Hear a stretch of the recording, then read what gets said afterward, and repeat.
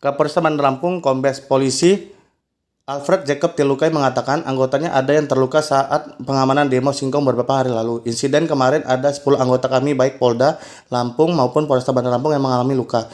Yang mengatakan 2 anggotanya mengalami perawatan intensif di rumah sakit akibat terluka terkena lemparan batu tersebut.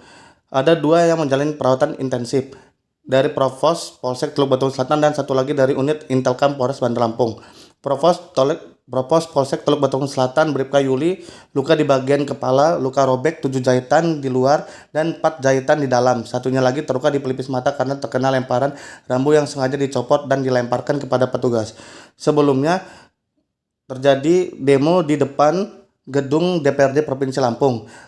Lalu 2 anggota Polresta Bandar Lampung mengalami luka saat pengamanan demo singkong tersebut.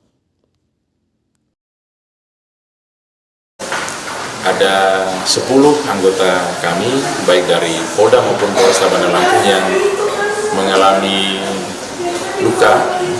Ada 2 yang dirawat intensif dari Polresta Bandar Lampung, 1 anggota Propos di Polsek TBS, dan 1 lagi anggota unit Intelkam di Polresta Bandar Lampung.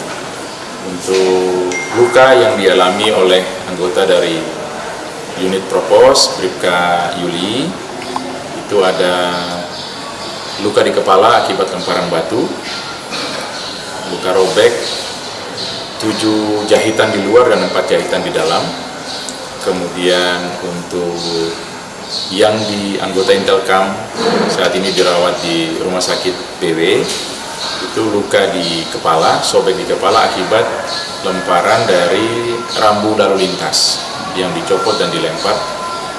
Tidak dilakukan jahitan karena ada di pelipis sebelah kiri, sehingga kemudian tidak dilakukan jahit. Kemudian sudah di scanning kepala dari baik Bribka Yuli maupun Bribka Ali, sudah di ronsen kepala dan hasilnya sudah ada. Cuma memang masih ada keluhan terkait dengan sedikit pusing dan nyeri karena